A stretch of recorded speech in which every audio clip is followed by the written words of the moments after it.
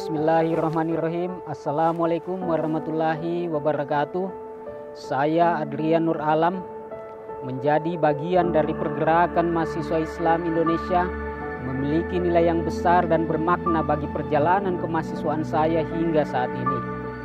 Lahir dan besar di kota yang memiliki tagline kota bertakwa dan memiliki nilai toleransi yang sangat tinggi, saya dididik ilmu keagamaan melalui orang tua saya maupun melalui pendidikan non-formal TPQ di lingkungan tempat saya tinggal. Itulah yang menjadi alasan, didikan dan bekal nilai keagamaan yang saya bawa hingga sampai saat ini.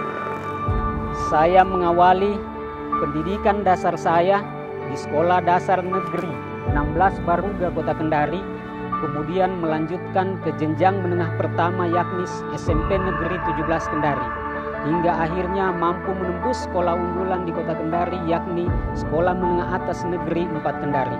Setelah itu saya melanjutkan pendidikan formal di tingkatan yang lebih tinggi yakni di salah satu kampus terbesar di Bumi Anua, Sulawesi Tenggara, yakni Universitas Halu Oleo Kendari.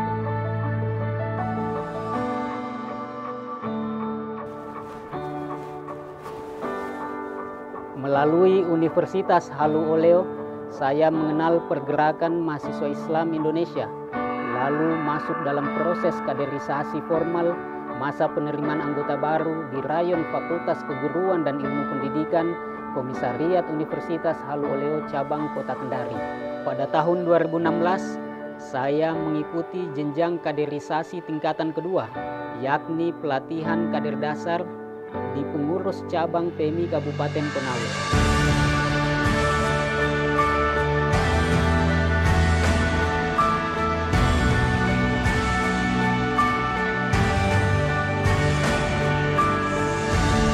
Dan dilanjutkan pada tahun 2017, saya melanjutkan proses kaderisasi di pelatihan kader lanjut yang diselenggarakan oleh PC PMI Kabupaten Konawe pada tahun 2017.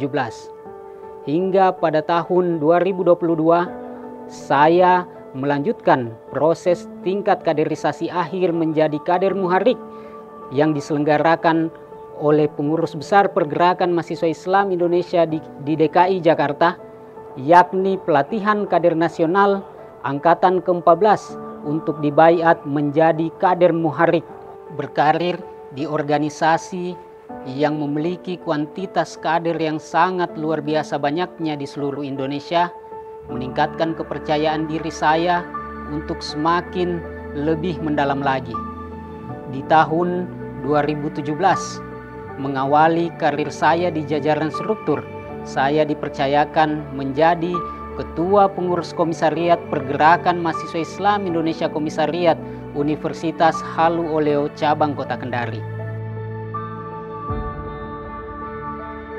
Selanjutnya, saya dipercayakan ke jenjang yang lebih tinggi lagi, yakni menjadi Ketua Pengurus Cabang Pergerakan Mahasiswa Islam Indonesia untuk masa khidmat tahun 2017 hingga 2018. Dan pada masa khidmat tahun 2021 hingga tahun 2023, saya kembali dipercayakan untuk menahkodai Pergerakan Mahasiswa Islam Indonesia Sulawesi Tenggara. Hingga akhirnya di tahun 2024 ini, izinkan saya Adrian Nur Alam kembali menghibahkan diri saya untuk mencalonkan diri sebagai salah satu kandidat calon Ketua Umum Pengurus Besar Pergerakan Mahasiswa Islam Indonesia untuk masa khidmat 2024 hingga 2027. Tentunya dalam menyongsong ikhtiar pergerakan saya ke depan, saya telah menyusun beberapa visi dan misi untuk nantinya dijadikan sebagai capaian target ketika saya memimpin Pengurus Besar Pergerakan Mahasiswa Islam Indonesia dalam satu periodisasi ke depan. Saya membawa visi dan gagasan PMI kolaboratif, partisipatif, berkelanjutan serta berdaya saing demi terwujudnya PMI sebagai laboratorium kepemimpinan bangsa dan negara. Tentunya untuk mewujudkan visi dan gagasan tersebut diperlukan beberapa misi. Yang pertama adalah Penguatan kaderisasi berbasis skill. Penguatan kaderisasi berbasis skill sangat diperlukan di era berkemajuan saat ini. Persaingan yang semakin ketat menuntut kita sebagai bagian dari unsur kepengurusan untuk menuntaskan dan mematangkan itu secara sungguh-sungguh. Diharapkan TNI sebagai bagian dari organisasi terbesar dalam konteks kuantitas yang memiliki jumlah kader dan jumlah cabang terbesar yang tersebar di seluruh pelosok negeri, diharapkan mampu memiliki corak tersendiri dalam proses kaderisasi. Corak tersendiri tersebut sangat diperlukan untuk menjawab tantangan zaman yang ada di era kekinian saat ini. Penguatan kaderisasi berbasis skill adalah sebuah wujud program-program berkelanjutan yang dilakukan periodisasi sebelumnya. Tentunya ini merupakan bagian dari tanggung jawab seorang yang mengemban amanah dari unsur kepengurusan untuk melakukan pendidikan, pembinaan terhadap seluruh anggota dan kader seluruh Indonesia, mulai dari tingkatan rayon hingga tingkatan kepengurusan yang paling tinggi. Visi yang kedua adalah penguatan digitalisasi organisasi. Diharapkan PMII mampu menerapkan literasi digital secara menyeluruh yang tidak saja berdampak terhadap kader, namun berdampak terhadap organisasi secara umum. PMI yang memiliki jumlah cabang yang saya sebutkan tadi secara kuantitas adalah terbesar, mesti melakukan optimalisasi serta efisiensi kinerja-kinerja struktur secara efisien dan terarah.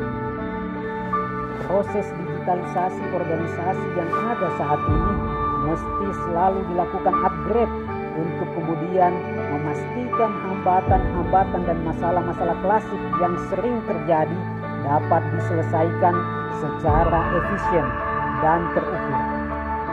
Selanjutnya, kader PMII mesti membuka diri dengan difasilitasi oleh jajaran pengurus untuk tidak saja menjadi penikmat dalam memainkan segala jenis inovasi-inovasi dan digitalisasi yang kita rasakan hingga saat sekarang ini.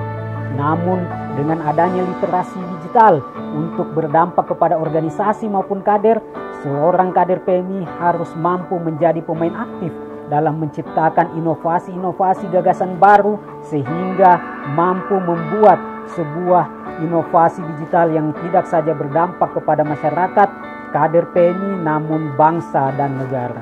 Yang ketiga adalah kolaborasi dalam segala macam segmen. Ini penting kita lakukan, di mana setiap masalah yang ada tentunya perlu dilakukan beberapa pemahaman terhadap sumber masalah tersebut, sehingga kolaboratif di antara tingkatan pengurus harus mampu diselaraskan satu sama lain, sehingga masalah-masalah klasik mampu dicarikan titik temunya, mampu diselesaikan masalahnya secara universal dan tidak terpisah satu sama lain. Yang saya maksudkan sebelumnya adalah diharapkan setiap tingkatan pengurus yang melangsungkan proses musyawarah pimpinan di tingkatan masing-masing harus senantiasa melakukan secara menyeluruh, tidak saja menjadi ajang seremonial, namun bisa menjadi bahan dan dasar untuk menggali setiap komponen persoalan-persoalan di tingkatan daerah masing-masing dan diselaraskan dengan beberapa masalah-masalah di daerah lain untuk kemudian dilaporkan kepada jajaran pengurus besar dan dicarikan titik persoalan dan titik solusinya dengan tidak mengesampingkan identitas dari daerah masing-masing di tiap angkatan, di tiap tingkatan kepengurusan tersebut. Yang selanjutnya adalah proses pendampingan. Kader PMI mesti selalu partisipatif dalam menyelesaikan setiap persoalan-persoalan dan masalah yang ada di daerah masing-masing. Karenanya PMI harus selalu ada di mata masyarakat. PMI harus menunjukkan eksistensinya di ruang-ruang pengabdian yang nyata di hadapan masyarakat, bangsa dan negara. Selanjutnya adalah pengelolaan basis data PMII. Pengelolaan basis data PMII secara digital mesti dilakukan dengan hal yang mendasar, bahwa alumni setiap level jenjang proses kaderisasi harus dipastikan memiliki kartu anggota dan kader dengan beberapa kriteria. Pengelompokan kriteria tersebut mesti dilakukan dengan tidak membuat proses administratif secara bercabang, namun dengan memanfaatkan digitalisasi dan percepatan administratif melalui misi yang saya paparkan sebelumnya. Itulah visi dan misi yang dapat saya paparkan.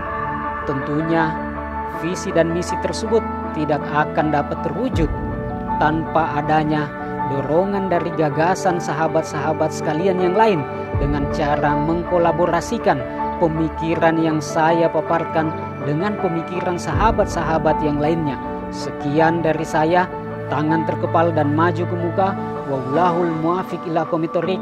Wassalamualaikum warahmatullahi wabarakatuh.